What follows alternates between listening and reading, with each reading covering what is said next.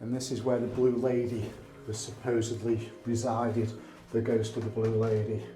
I went into here before. We've got a 2-foot spider there. That one's pretty big. Like I say, there's just so much history around here that I didn't realise, and probably not the viewers realised either. No. Tell me more. Okay. See above my head? Okay, yeah, like a door or something. Yeah, that's a house.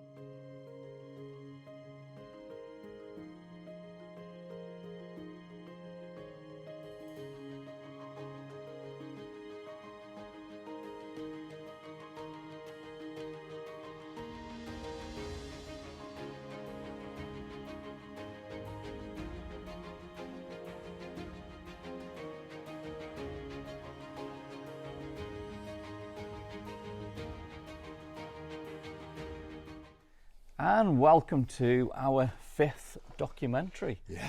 And this one, Dave, I'm really excited about, and I know the audience as well are really excited about. So, The Rise and Fall of Public Houses, Part 2. Part 1 was absolutely amazing. So I believe what we're going to look at is more pubs along the canal and Hardingswood. Yeah. Tell me more. So we've got the Canal Tavern, we've got the Bluebell, we've got the Junction Inn that was, and then we'll finish off at the Hare Castle. And today we're going to go down to the cellars within the Hare Castle. That's going to be really, really spooky. So, and from what I remember you saying, the cellars are the whole length of the building. Yeah, I've never been down. You know, Simon's the landlord. Simon and Emma, they've invited us to go down, take a look. So we'll be going down there a little bit later today. So we've got an amazing documentary for you guys today on that. So last week, pit disasters. Oh God, yeah. It was absolutely awesome. I absolutely loved it. Yeah. And we've had some amazing feedback from around the area, around the UK, and again around the world. Yeah. I think one was Memphis, Tennessee or something. A guy who used to drink in Brennan's, he retired out to Memphis, lived there. He dropped me a message that was absolutely just spot on in relation to his father worked down the pits for 40 years, his grandfather worked at Chatterley for 50 years, and he just absolutely loved what we'd done there and the tributes that we'd actually paid. So yeah, that was really good. Messages from New Zealand, another message from Canada, but yeah, it's feedback's been absolutely spot on. We got a few updates from last week. If you remember, we said we'd be looking in the pits in a lot more detail. Yeah. And to look in the pits in a lot more detail, we need somebody with that knowledge. I've not got that knowledge. No. So I talked about Mark Casewell, and Mark is brilliant. Mark's agreed to come and be interviewed, and we can touch into Mark in probably about 2 months' time. Mark has a lot to do with the Staffordshire football, Sentinel Shields.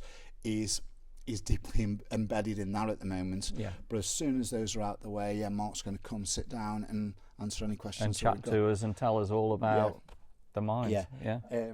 I've had lots of photos sent to me, some crackers. Claire from Malcott wanted pictures of the Red Rocks. So we've got some more on Red Rocks, and here you go. And there's a few more pictures for you. They're amazingly clear, aren't they? Yeah. They look really good. Really clear. So Stephen Peake, a big thank you for those and everything else, Steve, that you actually sent across, which is brilliant. There's photos I've never seen before being sent through. When we go to the Bluebell in particular, Kay Washbrook actually owns the Bluebell Inn. Kay sent me pictures. She sent me pictures of the bowling green, of the bowlers, which I've never ever seen before. So there's a bowling green there? The bowling green behind the Bluebell, yeah. So we'll take a look down there, because we're going to go down to the Bluebell. There's so much about the Bluebell that intrigues me. It really, really does. But we're going to see Jenny. and we'll have a chat with Jenny. We'll hopefully have a chat with one of the longest residents of Hardingswood, which is a guy named Mal Nixon.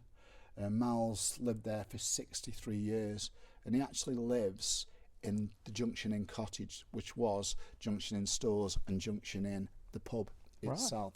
So we'll have a look at that.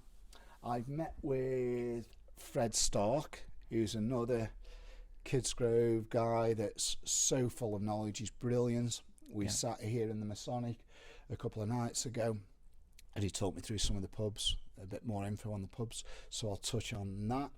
I met with a guy named David Groom yesterday. Now, David lives in Turkey at the moment, and I met him at one of the drop-in sessions here. David is, again, he lived in Hardingswood virtually all his life, in the villas there. Got a lot of knowledge then. A lot of knowledge. And David's grandfather lived in the lock house, which was the lockkeeper's house.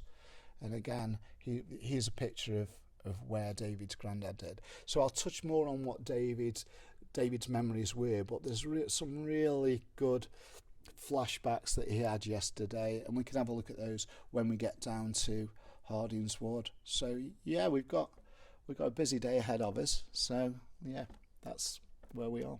Excellent. Let's go and check it out.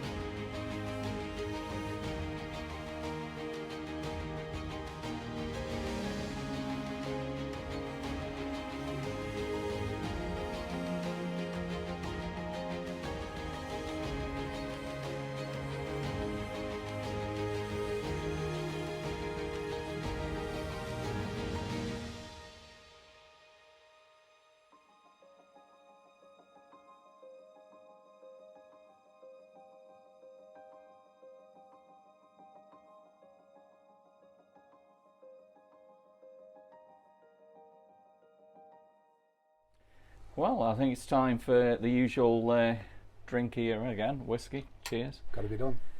Dave, you brought me to the Bluebell, somewhere I've never been before, and it's absolutely beautiful pub. Very, very nice. Yeah, they've done a lot of work on it. Generally done quite a bit of work. It looks, like you say, it's absolutely fantastic. So if you guys have not been, you need to come and check it I out. I actually came in on Wednesday night just to speak to Jenna and make arrangements from today, and they have a pie night on a Wednesday, and I'm not kidding you, this place was absolutely chock-a-block. Just on pie night? On a Wednesday night, yeah, on a Wednesday night. That's amazing. Yeah, lovely pub, absolute boozer, brilliant boozer. So, on the previous documentaries, 1950s, we've talked about Market Street and Pathcote Street. So what I want to know is more about the pubs from the 1950s. Okay, we've got a few pictures, photographs. I'm a few photographs short that I keep putting the appeals out for, but here are some of the photos that I have got and been able to pull together. First one's the Highland Laddie, which is off School Lane, and you can see the Highland Laddie, really, really popular pub. It was also known as the Drum and Monkey back in the day. I've got the Wheat Sheaf, which is on the High Street in Kidsgrove, and again, these streets or roads no longer with us, following the demolition in the 60s. Then we got to Whitehill Road. We've got Oddfellows, which quite a few people have said, has anybody got a picture of Oddfellows? Well, here's a couple of photos. John Folkes was the landlord at one point there. Cross Keys, which is on the corner of Kinnersley Street and High Street. The Star Inn. Now, the Star was on Atwood Street. It was also known as the Bear Inn. But I have got no photographs other than this picture of landlord and landlady of the store. So if anybody out there, so we need some photographs if you've got them. Yeah. Yeah, if they have, that would be absolutely brilliant. The Bellevue on Victoria Street. I've only got one picture of that, and that was a Martin Hearson picture from the, I think it was early 60s. So again, anything on that one would be great. And the Greyhound Inn, which was on Chapel Street, and licensee was Enoch Hollinshead, which you can just see at the top of the picture on there. Enoch Hollinshead, the Greyhound Inn. So there's a few more. You know, we've got another probably 25, 30 to get through. But just amazing how many pubs there were in and around Kidsgrove, wasn't it? But if anybody can help me with the pictures, with photographs, that would be great. It would be really, really useful. So yeah, there we go. So while we're here in the beautiful Bluebell pub here in Kidsgrove, tell me a little bit more about it. I'm really interested to find out more of the history and the knowledge about it. If I'm totally honest with you, I've learned more about the Bluebell within the last 48 hours than I knew previously. And that's thanks to Kay Washbrook, who actually owns the building, and her husband Dave. She sent me lots of information through, which is superb. I mentioned Davy Groom, yes, who was brought up in the villas at the corner. But this originally was 2 cottages. Now, on my records, I've got the Bluebell opened in 1836. Kay actually has different information on this, because Kay has got the 2 documents that show the actual purchasing and the leasing of the buildings. Of the property, yeah. Which came much later. But as I touched on in the previous pubs video, a lot of pubs in Kidsgrove weren't actually pubs. They sold beer like an off license did. Yeah. But they took the name I'm a pub. And we saw that with the Rifleman. If you remember, the Rifleman started selling booze in about 1853, and then in 1873 or thereabouts, it actually became fully, 1876, it became fully licensed. In a public house. In a public house. But this Hardingswood has got so much history about it that, again, I never realised. So we're in the Bluebell. We've got the Canal Tavern across the road. Yeah. Yeah, I can see that there, yeah. And next door behind me was the Junction Inn. Now, the Junction Inn was the Junction Stores and was also the Junction Inn. It was known as the Swinging Plank. And we'll take a look at a few of the pictures on that of the Junction Inn. Now, there's a guy named Mal Nixon, who now it's called Junction Cottage. And again, there's the picture of the current cottages. Mal's lived there for 63 years. It's a long time. Yeah, so hopefully we'll get Mal in and we can have a chat to him a little bit later. When I was speaking to Davy Groom was telling me about the villas. He was telling me about Lock House, and here's a picture of Lock House, which is literally right on the canal, which we think was demolished around the 50s. David's grandfather, which was Bill Groom, he was a lockkeeper for probably 40, 50 years. Brought his children up there, the grandchildren up there, and David's got some fond memories of this area, definitely. David yesterday was telling me about a cellar underneath Lock House that they'd never dare go down to. It was quite frightening. So yeah, a lot of history within here. We'll touch on some of that very, very shortly. So interesting, and like I say, there's just so much history around here that I didn't realise, and probably not the viewers realised either. No. Tell me more. Okay. See above my head? Okay, yeah, like a door or something. Yeah, that's a hatch. A hatch? That hatch opened, and actually steps would come down, and it's reported, and it's on many, many reports, that that's where the leggers. So we've talked about leggers in the past, and these are the guys who took the barges through the Harecastle tunnel on the backs, legging along. It's reported that this hatch went to another room where the leggers would stop and rest and sleep. It's sealed now. It's been sealed for some years.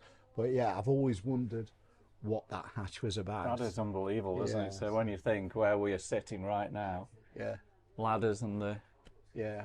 And the lager's going up there after a hard day's graft, I guess, probably, you know. The other thing about this place, it's got so much history. You know, in 1952, right? Kidsgrove Athletic was formed here, well, out the back, in the beer garden, at the Bluebell. And that's where Kidsgrove Athletic was formed. Mr. Langford, Mr. Hibbett, Mr. Brooks, which we talk about in the musical. We got in the musical and we pay tribute to those guys. Yeah, 1952, Kidsgrove Athletic was formed here within the Bluebell. Yeah, that's a really good piece of information. It's got a lot of history as well. You're not going to believe this, but this place had actually got the bowling green out the back. And you can see on this picture, here's the first picture I've seen. Huge. Yeah. Absolutely huge. Kay actually provided me with this photograph, and I've never seen a picture. I've got a couple of pictures of the bowlers, which again you can see here. Yeah. But I've never seen the bowling green. It looks absolutely massive. And it goes right out to the edge of the canal. Because you've got the two canals. You've got the Macclesfield Canal, and you've got the Trent and Mersey where they meet. Where we meet in. David Green refers to them as a kid, and David's retired now. He, like I say, lives out in Turkey.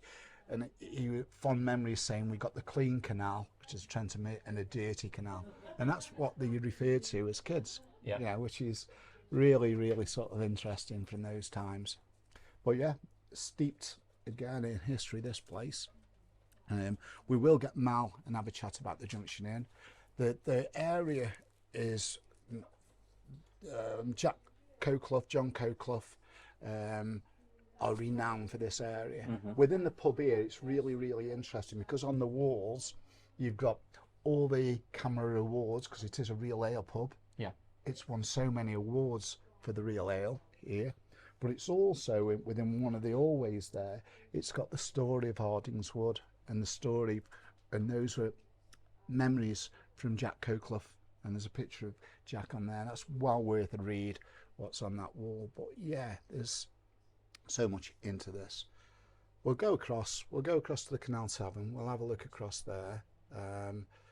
We'll have a look down at the Junction Inn, and then we'll make our way up to the Harecastle, or the railway, which is probably 2 or 3 minutes walk up the canal path there, and that's where we'll go and have a look at the spooky cellars. The spooky cellars.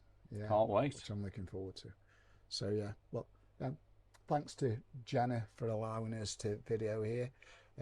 We will have a chat with Jenna a little bit later. But yeah. And I think to all you local guys that are watching at the moment, get yourself down here. Yeah. If you like your real ales, especially if you like your food, if you like, we're here on a Sunday. Yeah. Sunday lunches they've just started doing. They're looking at turning upstairs into an Airbnb. What a fantastic location. Yeah, and I can start smelling the food now, and that smells amazing, doesn't it? Yeah, no, it's a good boozer. Again, cracking landlady, supported by the locals. It's good pub, really, really good pub.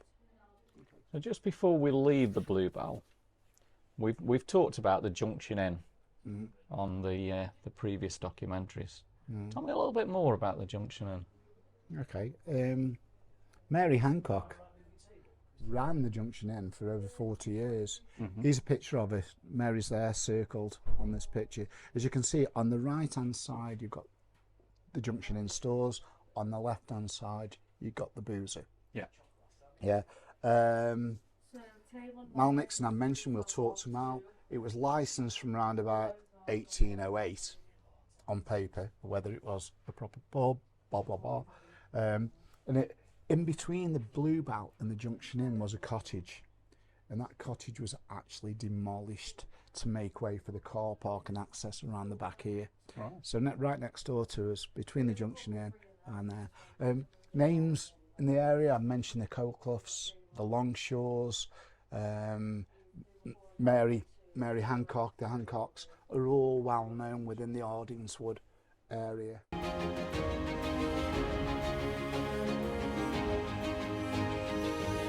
Well, another pub, Canal Tavern, another drink. Yeah. Tell me more then about the Canal Tavern. So, okay, Canal Tavern. The earliest records I've got of the tavern are around about the 1850s, to be honest. But we just don't know. exactly when this place opened. It is directly opposite the other side of the canal to the Bluebell and where the Yeah. Junction Inn was.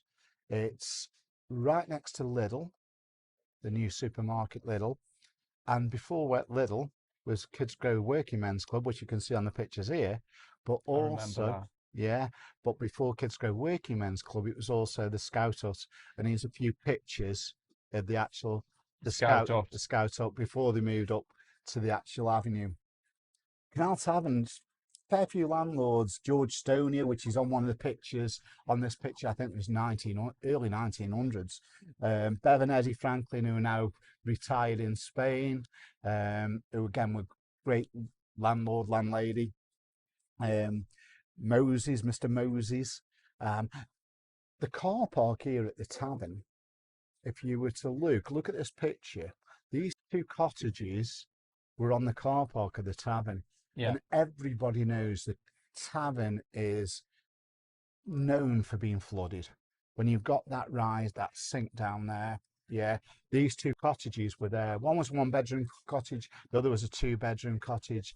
They were demolished in the late 40s, about 49, maybe 1950. And the residents were moved just up to 3rd Avenue, just up the road there.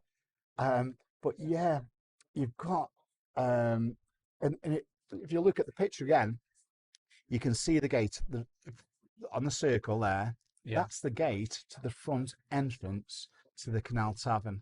Right. So you can get You can feel, sort of feel to where it was. Now, this place has recently come under new management. Mm-hmm. So lots of people in the area, and she was actually in our show.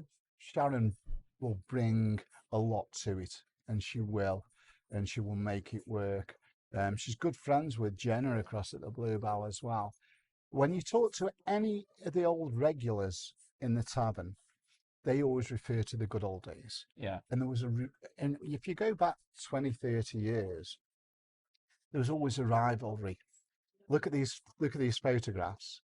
They used to have the tug of war here. And the tug of war was over the canal. It was between the bar and the tavern. And obviously whoever lost ended up in the canal. In the They were canal. pulled into it. They used to have raft races down the canal from the Aircastle Bridge right down to here. All sorts of competitions. If between the two pubs they could reignite some of that, I know. I was from Clough Hall, but I used to love coming down here just to watch them. And as you can see from the photos, it really was a fun day, and they raised a lot of money for charities as well. It'd be good if we could do that again, Yeah. maybe in the summer or something. And Yeah, definitely. Yeah. Shaz's experience as well on the pub trade. So Sharon had she had the Globe at Golden Hill, and then I think she was at the Talisman or the Ancient Britain up in Tunstall. Yeah. And she's got lots of ideas. So yeah, we should see this a lot of changes to this pub. come to life over the next sort of few months, without a doubt. Back to Davy Groom, who again remembers this pub fondly, because when he was 7, 8 years old, his parents or his granddad would send him down to the off license, which is circled here on this picture, and it's a side door, and that side door is literally 10 feet to my left here. And that's where it was. That was the off license. Yeah. But David has memories of the wreck. He called it the wreck. And in the 50s and 60s, a circus used to come to town every year, and he used to pitch the circus tent on the wreck, which is Little Car Park now. They also, another thing I found out this week was the taxi rank used to operate from literally just next door where Lidl is now, if you can remember. And under there is a massive, absolutely massive air raid shelter, which again I didn't know, and that had to be filled in when they did all the works for this. Oh, for that. Yeah. So last week we went downstairs and had a look at the cellars here. Yeah. Which again, a little bit spooky. We are going to go up to the Aircastle, the railway, in 5-10 minutes and check the cellars out there. Get the cellars out down there. Yeah, but yeah, great pub. So much potential this has, and with Shazza at the helm, I think it'll really work. But it's a beautiful pub again. It's nice, isn't it? You know, it's well kitted out. So yeah, good luck to Shazza. Get yourself down to this pub also as well. The Canal Tavern.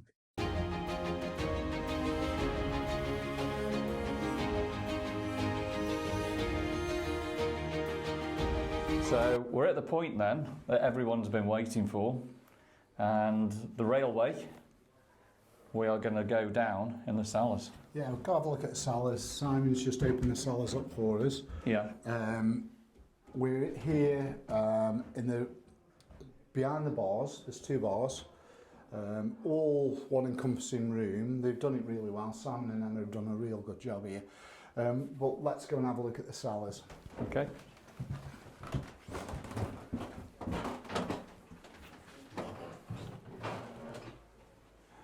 Simon has just taken me upstairs, just have a look around upstairs. But look at these windows. If you can see these windows, these are the original windows that are still in place. They are stunning, aren't they? Yeah, absolutely. Now there's 3 floors to this, and if you can remember when we talked about the Blue Lady and the Witch on the top floor, Yeah. witchy green eyes and what have you up there, that has now been converted. There's around about 18, 19 flats here now. All upstairs. Yeah, but if you go back to the 1850s, this wasn't a boozer originally. It was a hotel or a stopover, because we got the main transportation route for the trains, for the canals, for the roads. So this was a stopover. Look at the original banister here as well. I know. There's some absolutely beautiful sort of detail within this building. Really, really is. And when we go downstairs, you'll see how low we need hard helmets. I think Simon was right when he said we need hard helmets down there. We just got to watch his heads then. It's pretty much it's similar to the Canal Tavern, but there's little rooms off rooms. Yeah. Some we can't get down, unfortunately. Yeah. But the thing I noticed, which I said to Simon, compared to the Canal Tavern, it's so warm down there. It really. It's a pretty chilly day today. Yeah. Yeah. So let's go down and have a look, and Let's head down. We can see from there. Right. I'll let you go first then, Dave. You lead the way. Cheers, mate. No problem. So we're going downstairs. We're going into the cellar I've noticed quite a big of the lot railway. of cobwebs down here as well. This is really low, as you'll see throughout these cellars. They are so low, you're going to have to watch your heads. Really are. It is so clean and tidy down here, though. We've got an old sink in the corner, and you look at, similar to the Canal Tavern, where you've got the arches. The arches there. And the low roofs. Yeah, we've got a sink. We've got a 2-foot spider there. That one's pretty big.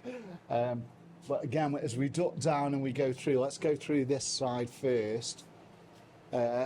Again, very, very low. Look at the pillars. And you can actually see the formation here Yeah. of how it's put together. That would lead us onto the Onto the street there. onto the station road. Yeah. Opposite Gas and Electric. Yeah. Yeah, so that's the original. Obviously, you can see all the kegs in here. Yeah. Yeah. These were previously in a different room, but Simon moved them into here. It's far easier for the girls and the bar staff to manage this. But go through here. There's no light in here. But that leads to several rooms. I don't know if you can go in there and turn the light on, but there's rooms in amongst rooms. We think this is low. What you've got in there Is even lower. It goes even lower. It goes even lower. But have a look. Have a look. Where you can get in there.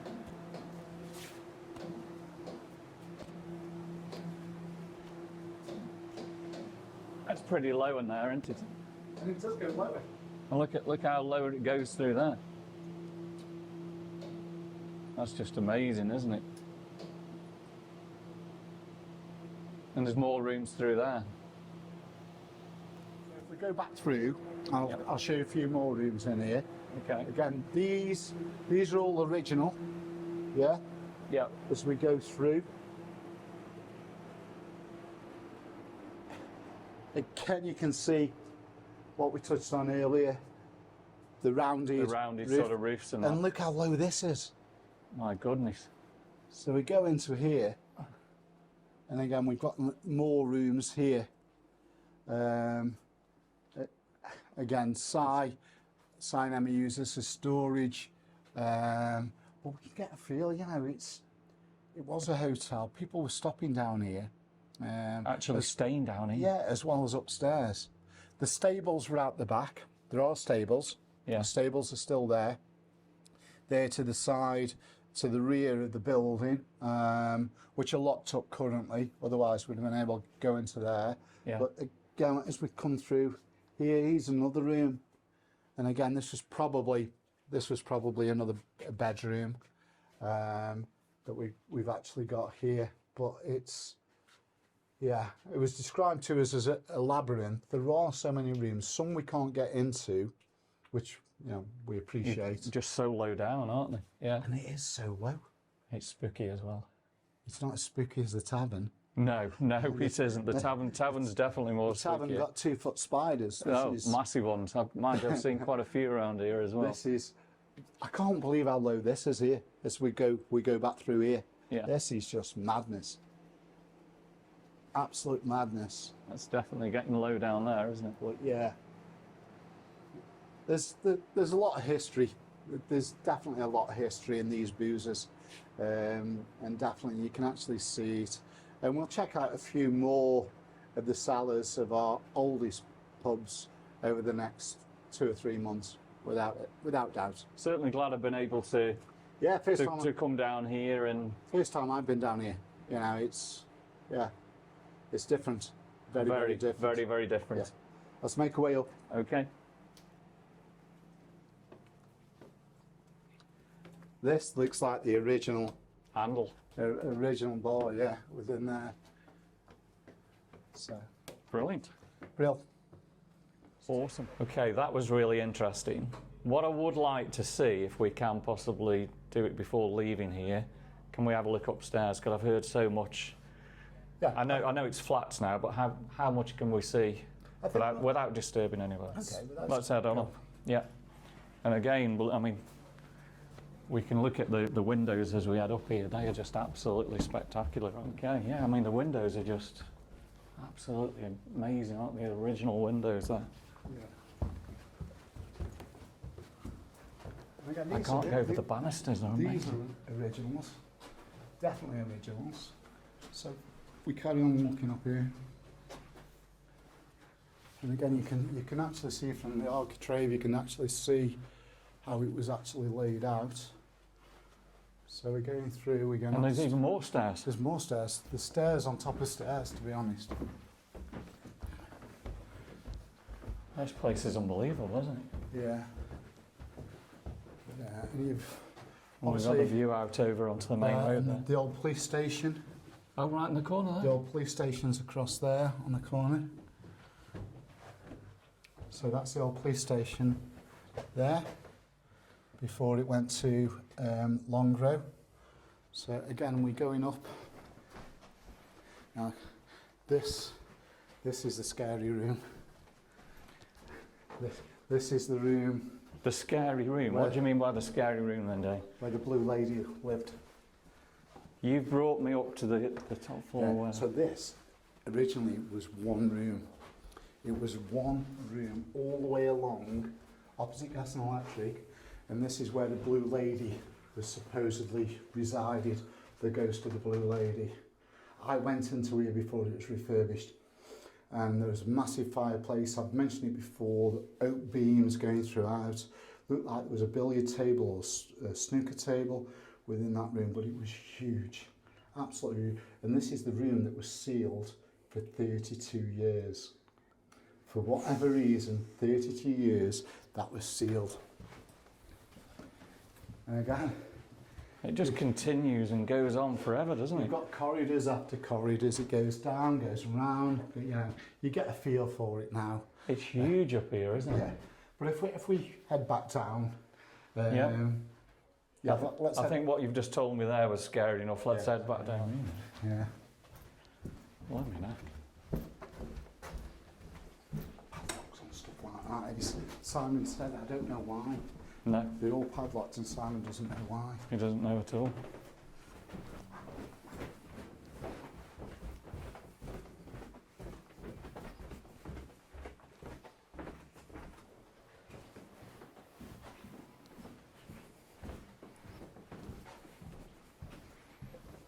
Good, isn't it?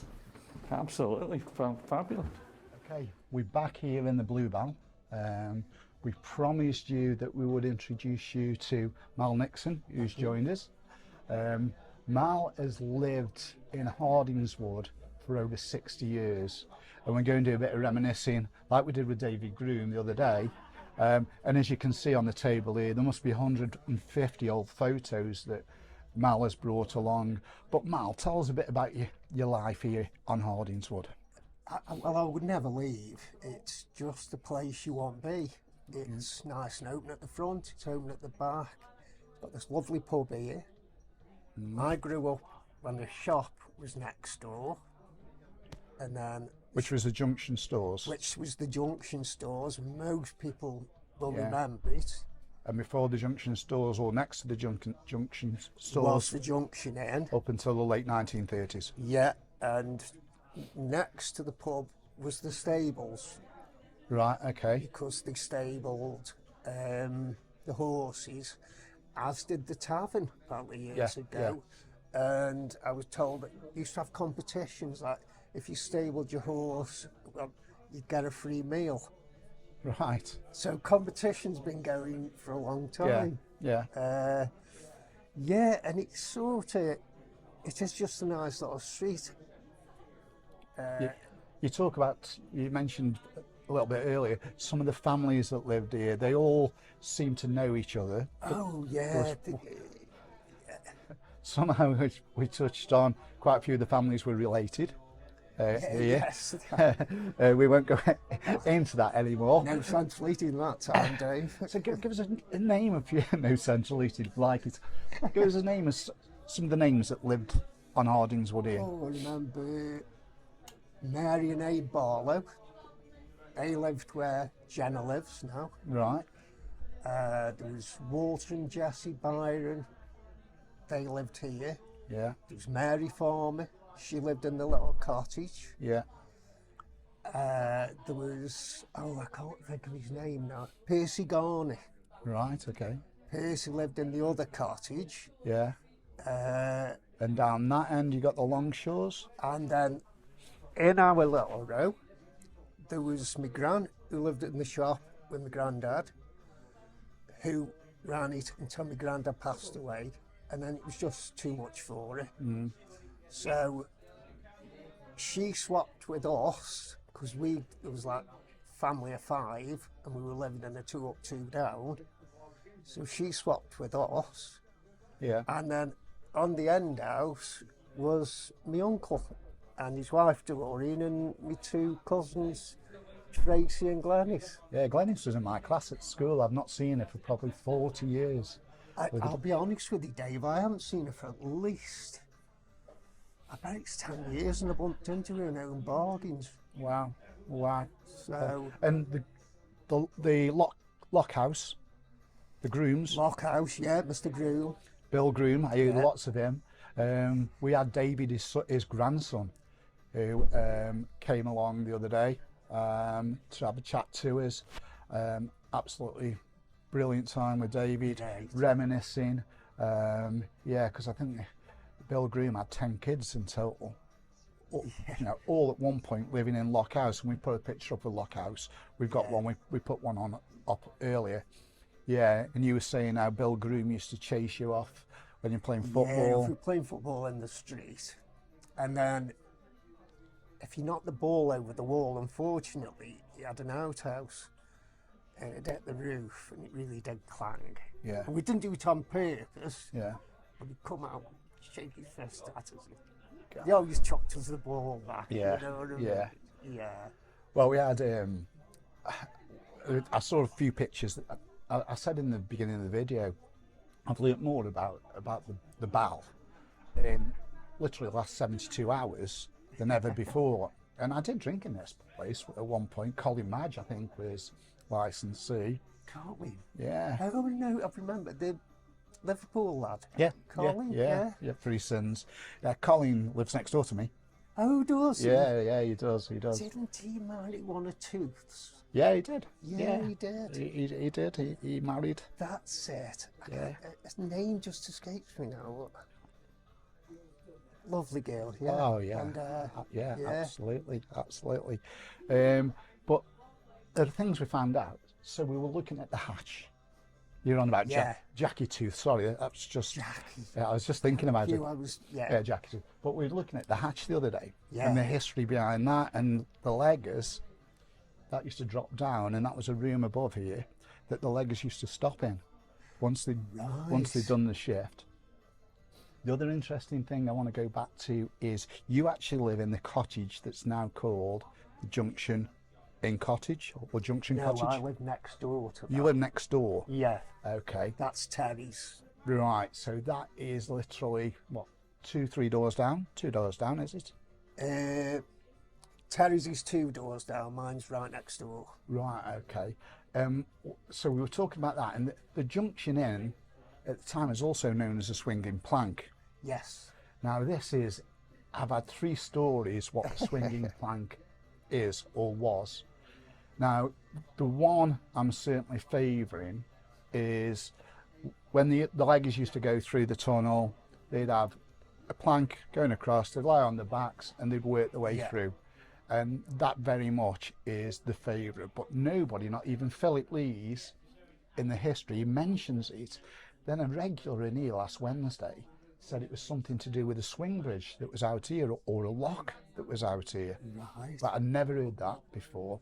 I've never heard that. But at the moment, I've been in the library this morning, spent a couple of hours in there. I honestly believe that it is the plank that went across the barges that the leggers would lie on and push through. And we've got a photograph here. But if anybody knows difference, then please in the comments below tell us. Yeah, I'd because love to know when myself. you've got like Kay, who owns the building, Kay and Dave. Kay was debating it with me today. Kay's been brilliant. She sent me lots of information, and she's real interest, which you'd obviously expect. Yeah. The bowling green. I never even realised bowling green. Can you remember that? I do. I remember as a kid, because I've got a twin brother. Right. And I've got a twin brother and an older brother. Right. And Bill Etherington used to come down and bring his 2 daughters down, June and Yvonne. June and Yvonne, yeah. And we'd sit on the wall watching them play bowls.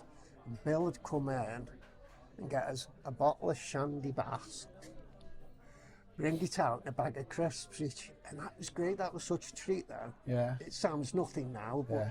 But I was shocked how big it is. Kay sent me a photograph, and we put a photograph up. How big that was? Absolutely massive. Yeah. Can you remember the year or year about that went in? I've got pictures from what looked like the 50s, so it must have been in before that. Yeah, well, and we've talked about Kidsgrove Athletic was formed here. Kidsgrove Athletic in 1952. Yeah, there used to be, mind you, I think that was for the actual Bluebell team. There used to be changing rooms Right. just where the steps are now, Yeah. which was at the bottom of the bowling green before it was a car park. Right. And the lads used to get changed in these big changing rooms. Yeah. There was no car, and it makes me wonder how they ever coped with no car park. Yeah, I know, yeah. Yeah, I was it's- really surprised. But they've done a great job outside with the beer garden. Oh, Jenna's fantastic. Yeah, mate. yeah, no, it's good to see him, a decent pub here. Yeah. What else? Davy Green talked about the wreck. Can you remember the wreck? I don't remember the rack. Can you remember the circus coming to town? I do. Yeah, so that's what David said. And the circus tend to go on for quite a while. Yeah, Because I remember one morning, and I did like a drink, As you do. And I got up this particular morning and drew out the curtains, and there was a camel on the canal side. So I drew the curtains back again, went bed for another hour, and realised the circus was here. Circus in town, yeah. David says he remembers it so clear in the 50s. He did mention the 60s, and it was on where little car park. He called that the wreck, where the old scout hut used to be and working men's club used to be. He also talked about like a big mine shaft that was previously, it was a taxi rank before Little Bit purchased it. You mentioned earlier on it was a milk depot. I can remember that. I can remember that. But yeah, somewhere around that area it was a big, did I say shaft? I meant air raid shelter. That's it. Air raid shelter, yeah. So yeah, I got that. The car park you on the Canal Tavern, you remember those cottages? I don't remember seeing them, but I've heard so much about them. Yeah, I say in the earlier recording we made, I think they were demolished in 1949, and whether the residents were moved up to 3rd Avenue and there. Yeah.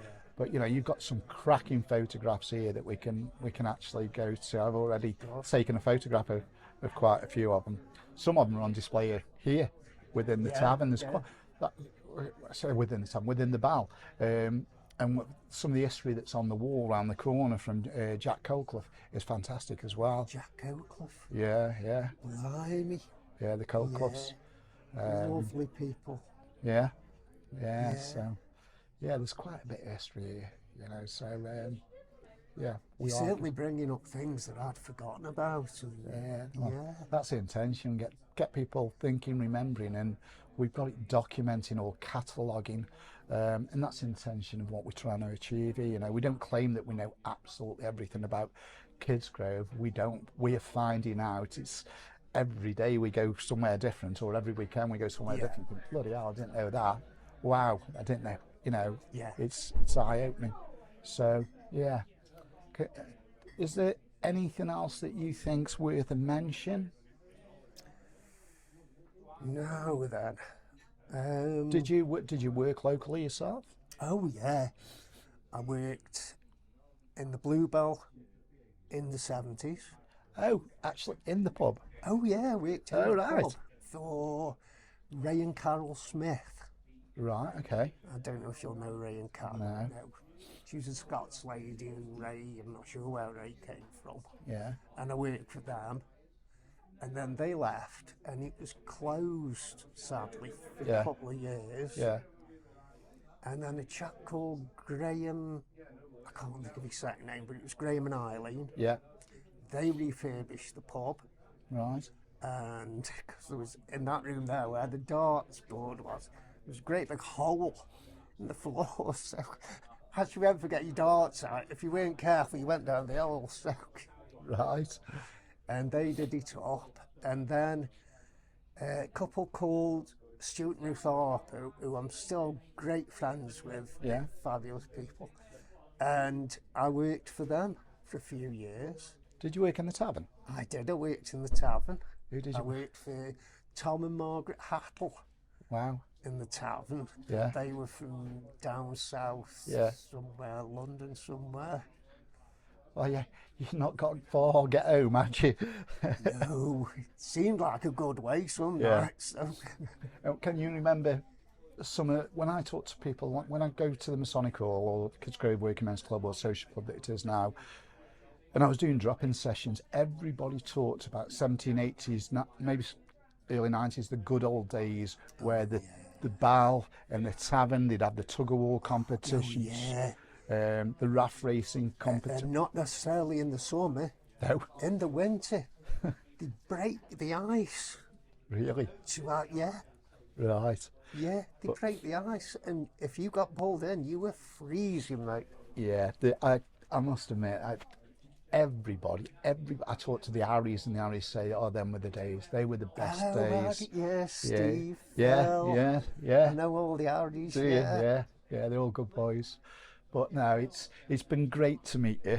obviously we've spoken several times. These pictures are absolutely fantastic. You're very welcome. I really do appreciate it, and the video hopefully will be out on Wednesday night. Hopefully. With a bit of luck. I'm glad you've remembered so many people, because it's always good when we can remember some of the old Yeah, well, at the end of landlords. the road there was George as well, George Ankus. Right. His brother owned the place across the road that's now the van place. Oh yeah. Yeah. He owned that. I'm trying to think of his name. I can't. It's Cyril, I think. Cyril Ankus. Yeah. What about Ardinswood House? One final question. Ardinswood House, is any history about that? Because the villas were just up on the left. So when people talk about the villas, Yeah, Castle Village. Yeah. so that's just up on the left. That's just yeah. So Ardinswood House, which is at the very end, the big one Yeah. that stayed there. Yeah. Lock House was just behind it that we can see was demolished. What was that house? Who lived in that one? Do you know? My earliest recollection was a couple. His name was Moses. Right. Okay. We mentioned Moses. We've mentioned Moses previously, and I think Moses could have been an ex-landlord of one of the two. I've got Moses definitely Yeah. in there somewhere. So yeah, that would make sense. That would make sense. But- Moses, and then Tony Blaze bought it. He had it for a while, then sold it. Now Kevin's got it. Kevin Spruce, he's got it now. But it's always fascinated me because until he had it done recently, there was no windows at the back of his house. Right. And we actually sent a photograph to that slide saying the house with no windows. All right. It never got recognised. No takes that's the ransom, mate. Not like us. Yeah. Yeah. But no, honestly, Mal, it's been absolutely fantastic meeting you. Oh, it's Thanks been a for all pleasure to do these. it, mate. I'm so glad you asked me. No, and this is it's brilliant. It really is. So thanks very much indeed. You're very welcome, Thank you. mate. Anytime. Well, I was actually just sitting behind the scenes, and that was fantastic, guys. Absolutely. Mal, I think you've told me some interesting things. You actually knew my dad and my mum as well from Rumblow's. That was a nice. See your dad now. Can you? We can. Yeah, I can. Brilliant. That's absolutely wonderful. So, a little correction first of all, Yeah. with regard to The clean canal and the dirty canal.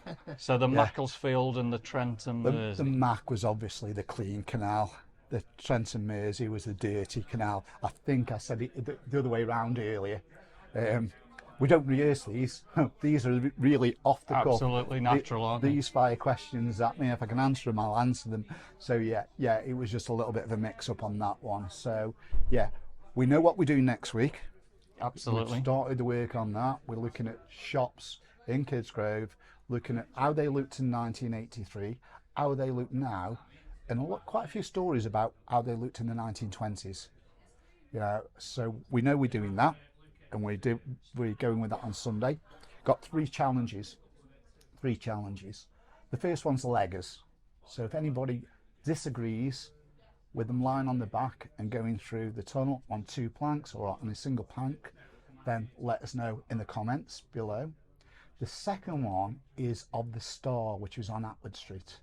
Now here's a picture of the landlord and landlady. I've got no pictures, any other pictures I can find of the Star pub. If anybody's got any of the outside, absolutely brilliant. Then the third one is something that those guys who are in Kidsgrove Past in Pictures will have seen before, where I've asked, what pub is this? And it shows these four guys. A couple of them look quite official. People must know who these guys are. But which pub is it? We got it down to two previous. One was the Albion, and one was the Queen's on Market Street. So if anybody's got on any ideas, again, in the comments, or drop me a private message, because somebody must know these gentlemen. Okay, so that's your third challenge. Thanks to Mel once again for coming along. The video hopefully Well, we'll be out there now with a bit of luck. Absolutely, With a bit of luck. and I'm sure you're all going to, love hearing what Mal's had to say here, and very, very interesting. Yeah, so, yeah, but big thanks to the bar, the tavern, the air castle, yeah, Mal, and Kay. Kay's provided me with some cracking information. So we find ourselves now at the Railway Inn, and you've brought me back to this haunted corner. Yeah. Another drink. Another It's whiskey. been really good today, Dave. Thank you very much. So, yeah, today's almost a wrap. Yeah. What are we going to do next week? Okay, so next week we're going to go back 40 years, and we're going to take a walk along the streets of Kidsgrove. We're going to have a look at some of the shops from the 80s, the Four Seasons, Brian's. We're going to have a look and how the landscape's changed within the last 40, 50 years. We'll also take a peek back to over 100 years ago and look at what 8 Market Street looked like in 1920 and what 8 Market Street is now. And I think there's going to be a few surprises on that front for sure. So yeah, next week we're going to have a look at the shops. 1983, 84, so yeah, 40 years ago. We'll take a look at Normead Hypermarket as well, which holds a special place in my heart. My first job was at Normead Hypermarket, so we'll have a look at Normead Hypermarket, because I think in the 80s 90% of the Kidsgrove population either had family that worked there, and there's some special memories of Normead Hypermarket. So yeah, that's what we're going to do next week. So that'll be our 6th documentary. Yeah. Dave, I think I need a little bit of a break. Me and Glenn need a little bit of a break. So you can probably guess where we're going to be off. Yeah, you're always having breaks. So where is it this time? Australia, America, Canada? Well, obviously it's going to be America. It's going to be, we're going to head to Los Angeles first. And we're hoping to do, doing these documentaries, we really are hopefully getting better on how we produce the videos and what we do. So we're going to go to Hollywood, and we're going to do some different style videos there, self-flying drones and different things. Right, okay. And then we're going to head a big journey over to Sydney, Australia. Wow. And up to Brisbane, visit the friends that we have in Brisbane. Wow. And that's going to be 2 weeks. So these documentaries, we are going to have a little break. We're back in April, only for a month. Okay, and I'm fishing in Cape Verde in April for 10, 11 days. So we'll get something back in. I know we've got lots planned anyway. So we might not be getting them through to you guys, the audience, as quick or as every week, but yeah, certainly as we get into probably April or so, we should be able to continue on, and yeah, and I'm guessing the weather's going to be nicer then as well. I was just going to say exactly the same. The weather will be brilliant. We can get the drones up. We've got plans to do Clough Hall. Yeah. And have a look at the Clough Hall estate and what happened in 1890 to 1902, 1903, which I think will shock people, what actually happened on the Clough Hall estate in those years. So there's that. There's a lot more that we can will. And I'm not going to obviously tell you fully, but on the Clough Hall estate, you've got a secret person who's going to join us. Yeah. You've all seen him, certainly if you've watched the musical.